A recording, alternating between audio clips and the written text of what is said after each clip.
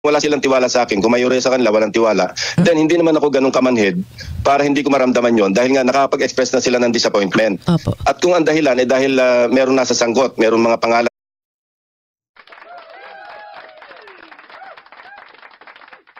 Okay, magandang araw po sa inyong lahat and welcome po ulit dito sa ating YouTube Tabunan PH channel mga kababayan. And nandito naman po tayo para sa ating panibagong reaction video ngayon. Ito mga kababayan, pag-usapan natin ha. Kasi ito, ngayong araw lumalabas na usapin na si Ping Lacson mga kababayan ay magre-resign. Hindi pa nakapag-resign pero magre-resign dahil dito sa Senate Blue Ribbon Committee hearing mga kababayan. Ito, isa ito sa mga pag-uusapan natin ngayon. So ito, puntahan natin ito ng video mga kababayan. Itong statement ni Ping Lacson dito. Papakita natin yung video ha. Ito mga kababayan. Kinggan natin dito si Ping Lacson. Ito. Natin, ang dami namang na-reveal, di ba? Ang daming lumabas. Tsaka mas gumanda yung takbo. Mga observation, mas gumanda po yung takbo ng investigation. Ako personally, medyo nagulat ako na may ganun pala. Kung ako tatanungin, siyempre sasabihin ko, maayos ang aking pag-handle. Dangan nga lang, lagi may gumugulo. Hindi pa nga nagsisimula yung pagdinig, pagkatapos ng court order, meron agad ng gugulo. So doon nagkakaroon ng perception na hindi maganda yung pag-handle. Pero I think, and I honestly think na maayos yung aking pag-handle. Pero sabi ko nga, nagsisibi naman ako bilang chairman at the pleasure of my peers. Kung wala silang tiwala sa akin, kung mayorya sa kanila walang tiwala, then hindi naman ako ganun kamanhid para hindi ko maramdaman yon dahil nga nakakapag-express na sila ng disappointment. Opo. At kung ang dahilan ay dahil merong nasa sangkot, merong mga pangalan ng aking mga colleagues na nababanggit. Sabihin na natin, dating Senate President Escudero, si Senator Estrada, Senator Villanueva. Ang tingin nila, bakit ang pinupuntirya, rightly or wrongly, at sasabihin ko, false yung narrative na nasusundan na pinupuntirya ko lang yung aking mga kasamahan at iniiwas ko doon sa sinasabing mismo mga arkitekto ng lahat ng ito na sina dating Speaker Romualdez at dating Congressman Saldico. Well, I'm telling you, that's a false narrative. Pero kung ang pananaw ng aking mga kasamahan sa mayorya, gano'n na nga ang tinutumbok na direksyon ng Blue Ribbon Committee hearings, sino naman ako para mag-insist na mag-chair pa ng committee? Opo, pero nakausap niyo na po si Senate President Soto regarding po dyan. Ito mga kababayan, at least si Ping, aminado naman mga kababayan. So ito matagal na natin sinasabi, matagal na natin pinag-uusapan dito mga kababayan, na nag-iba ang direksyon. Again, honestly, nag-iba ang direksyon. Again, to be fair kay Ping mga kababayan, nung una, matagal na natin sinabi dyan na may tiwala tayo dito kay Ping, nung pumalit siya kay Marcoleta, may nagtitiwala tayo dito kung ano yung magiging takbo ng Senate Blue Ribbon Committee, kung talagang aim rin nga ba talaga niya na manghuli ng malalaking isda dito. Okay? So unfortunately mga kababayan, isa tayo sa mga na-disappoint sa naging takbo ng investigasyon dito mga kababayan kasi hindi na tumutugma kung ano yung mga nangyayari o kung ano yung nangyari sa budget sa 2025 at sa takbo ng investigasyon. O di ba? Ito. Sabi ni VP Sara last year na ito, dalawang tao lang may control ng budget, Saldico at Martin Romualdez. Tapos expose pa ni Toby Chanco yung small committee. O di ba? So, again, mga kababayan, common sense ang magsasabi sa atin na dito sa Kongreso, most likely ang mga arkitekto nga talaga. Pero ngayon dito sa investigasyon ng Senate Blue Ribbon Committee mga kababayan, umiikot na lang dito ngayon sa mga taga DPWH at ang lumalabas nga ng mga pangalan, mga senador. Of course, mga kababayan kahit sinong involved dito, senador man, congressman, dapat managot yan. Hindi natin pinoprotektuhan yung mga senador na yan. Pero mga kababayan, yung mga statements kasi medyo kaduda-duda. Okay? Yan yung pinapaniwalaan, yan yung mga inilabas sa mainstream media, mga kababayan. Okay? Yet, hindi tumugma dito sa expose ni VP Sara at expose ni Mayor Magalong at expose ni Toby Chanco. So, ganun na rin, ito na rin yung pagdududa ng ilang mga senador, mga kababayan, na bakit nag-iiba? Bakit hindi pwede? ito na nga, siniraan pa niya dito si Marcolita, may nanggugulo kasi mga kababayan, on a legal basis naman yung mga issues na ni-raise ni Senator Marcolita at valid naman yun, di ba? Pero ito, ilang beses na ni-raise, hindi lang ni Marcolita at ng taong bayan na ito ni-raise ito ng taong bayan. Nagsalita ng mga diskaya, may mga pangalan, mga congressman, lumabas pangalan ni Zaldico, lumabas pangalan ni Martin Romualdez, hindi inibitahan, hindi pinurso, di ba? At nung huling hearing, lumabas si Orly Gutesa, binanggit ang pangalan ni Zaldico at ni Martin Romualdez, yet hindi pinurso. Anong ginawa? Siniraan pa si Orly Gutesa dahil lang sa isang pag-deny ng kanyang affidavit or ng notaryo ng kanyang affidavit. So ano ang iisipin ng taong bayan ngayon? So of course, hindi talaga maiiwasan ng taong bayan na iisipin na bakit ayaw ninyong imbitahan si Zaldico at si Martin Romualdez? At ito ngayon, mukha nga magiging fall guy si Zaldico. So napilitan silang imbitahan si Zaldico para man lang ipapakita na at least may malaking isda dito. Pero mga kababayan, alam din natin na si Zaldico ay hindi rin ang pinakamalaking isda dito. Diba? Alam natin kasi may taong mas mataas pa kay Zaldico na siyang pumipirma. At yan ay si Martin Romualdez. At ito na nga sabi, bakit hindi natin pwedeng imbitahan si Martin Romualdez? No, comment kayo dyan mga kababayan. Nandyan yung comment live chat natin. Mali ba ang mungkahi ni Marcolita kay Ping na bakit hindi natin imbitahan si Martin Romualdez? Pangalawang beses nang lumabas yung kanyang pangalan dito. Sinabi ni Diskaya, sinabi ni Gutesa, bakit hindi natin pwedeng imbitahan? Anong sagot ni Ping? May parliamentary courtesy. So ngayon, anong iisipin natin, mga taong bayan? Mas mahalaga ba ang parliamentary courtesy compared mo doon sa accountability? Diba? So, hindi mabiblame ni Ping Lacson mga kababayan na isipin ng mga senador na kasama niya at ng taong bayan na pinoprotektahan itong si Martin Romualdez. Tingnan nyo anong nangyari ngayon. Sinuspend nila until further notice yung hearing na kung saan imbitahan sana inimbitahan ni Zaldico at iimbitahan si Martin Romualdez, di ba? At the same time, iimbitahan yung mga tinaguriang bagman ni Martin Romualdez. Ngayon, suspend until further notice. Bakit? Kasi, alam natin mga kababayan, hindi dadalo yan si Martin Romualdez. At kung hindi dadalo yan, pag-uusapan yan kung bakit hindi dumalo si Martin Romualdez at most likely matatanong kung nasaan si Martin Romualdez. Magiging issue yan kung nandito pa ba yan sa Pilipinas. At ito pa mga kababayan, tingnan ninyo. Ito lumabas na pangalan ni Martin Romualdez.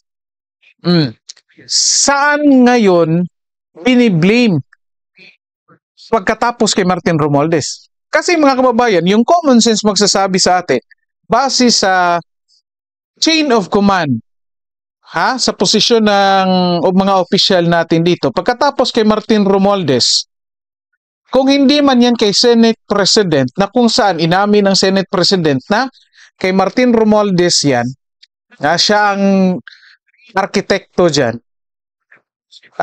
ang kasunod dyan ay presidente na. Kasi nga, pagkatapos ng paggawa ng budget, presidente na yan. Diba? Again, common sense magsasabi sa atin na nagiging confident itong si Martin Romualdez at si Zaldico na ginagawa nila itong katarantaduhan sa budget natin kasi alam nila, contingency plan nila yan, alam nila na alam ng taong bayan na may mas malaki pang personalidad compared sa kanila. Alam nila may presidente pang pumirma sa kung anong mga ginagawa nila.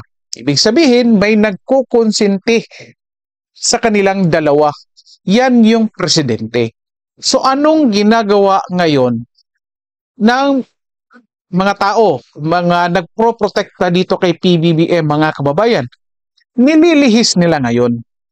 Okay? So ito, unfortunately, ito yung nakikita natin. Unang-una, Tito Soto at Ping Lacson, iniiwas yung usapin dito kay Martin Romualdez.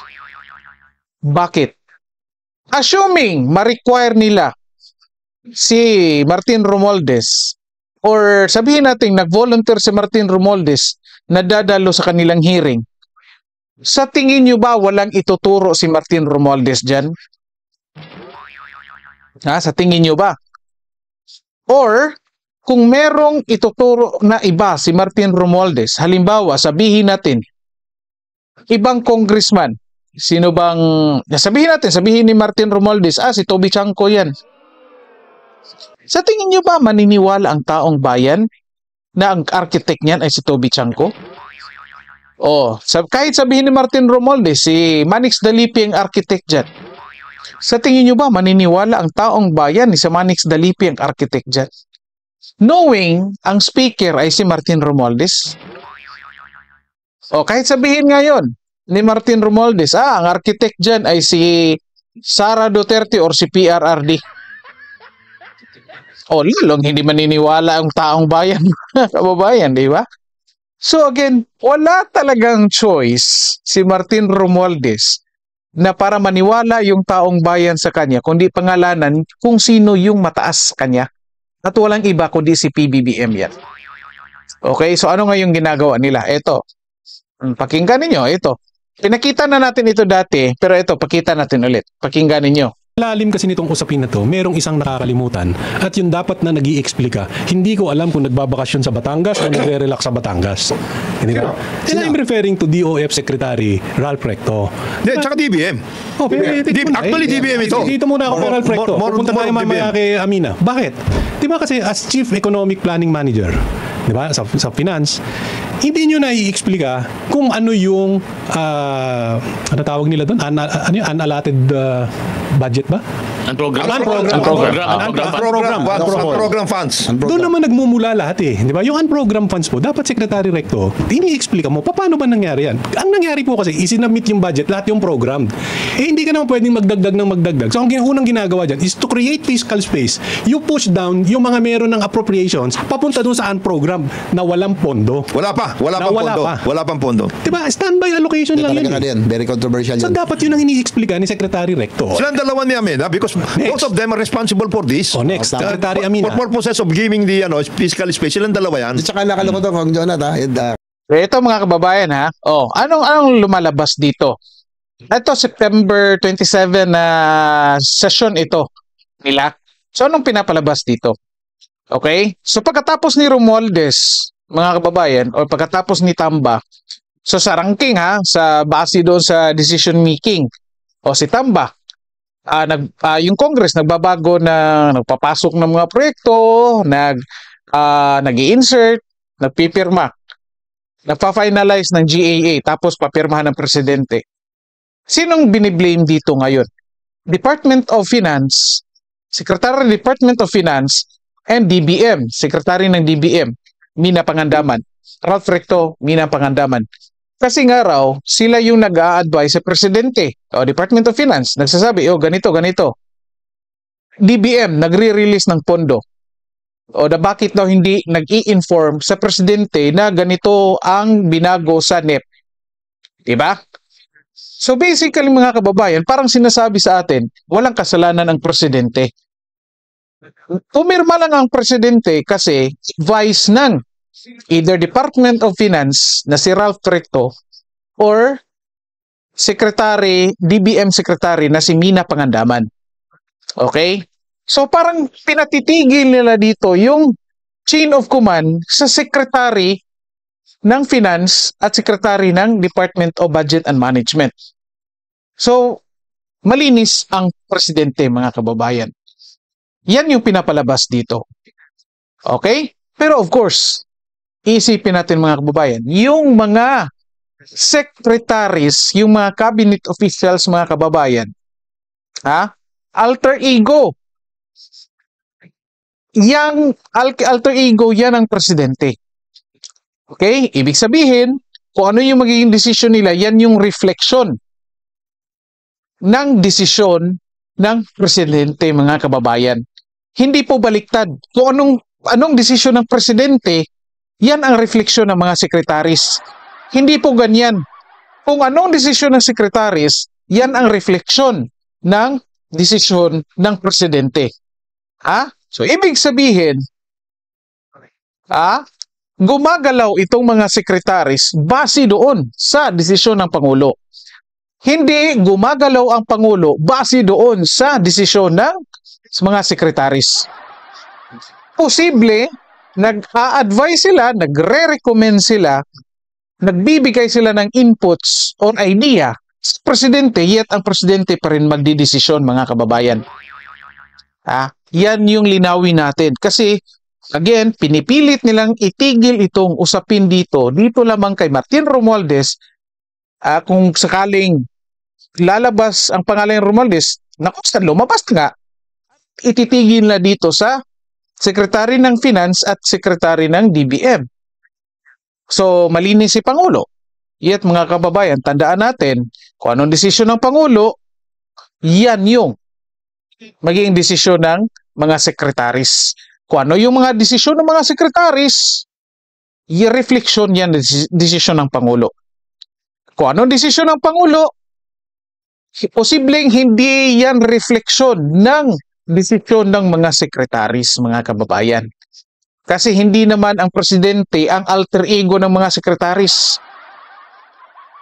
Ang mga sekretaris ang alter ego ng presidente. Linawin natin. At ito, papuntahan natin. Anong pinapalabas dito ni Claire Castro? Ito, pakinggan ninyo. Who had this kind of remarks on me, they should have watched in full the press briefing. What I said is about the narrative or the statement of the Vice President attacking Congressman Romualdez and going to the... Tingnan niyo yung senyas ni Claire Castro, mga kababayan. Romualdez daw, tingnan niyo yung pinapakita niya dito. Sabi niya, Romualdez going o pababa. So mukhang indirectly inamin niya dito, mga kababayan, na mukhang mas mataas si Romualdez. Then papuntang pababa kay PBBM. Anyway, mga kababayan, kayo na mag-interpret dyan. Papakinggan na lang natin ito. President. So, I have to tell to the people, this is not supposed to be the procedure. When you say na, and I quote, kung ako nakakamali, balita, that's the word, nababalita na siya tumanggap ng suhol. It's all about Romualdez. So, I have to correct that, not to defend Romualdez, but to tell to the people that this should not be the procedure. Not all the people that will be mentioned, they will be considered as already convicted. There's no conviction. That's why ang sabi ko, iba po ang na-mention at iba po yung may conviction sa korte. So, after that, sabi natin, kasi sinabi niya, yung floodgate gown is going to the president. So, I have to refute that allegation because the president was the one who started all of this for the investigation of the anomalous flood control projects. So kaya nyo sinabi yun dahil yung atake kay Speaker Martin ay linked dun sa atake kay President Marcos ni Vice President. Yes. Yun yung context. No? Yes. So from ayan, klaro yung mga kababayan. Nilinis ni Claire Castro dito ang pangalan ni Presidente Bongbong Marcos, ni PBBM. Okay? So kasi mga kababayan, illogical kung sasabihin natin na Romualdez tapos Ralph Recto lang at Mina Pangandaman, mga sekretaris. Kahit anong deny dito ni Claire Castro, mga kababayan, hindi talaga niya mababago yung kaisipan ng taong bayan na pagkatapos kay Romualdez dito, papunta talaga ito kay PBB.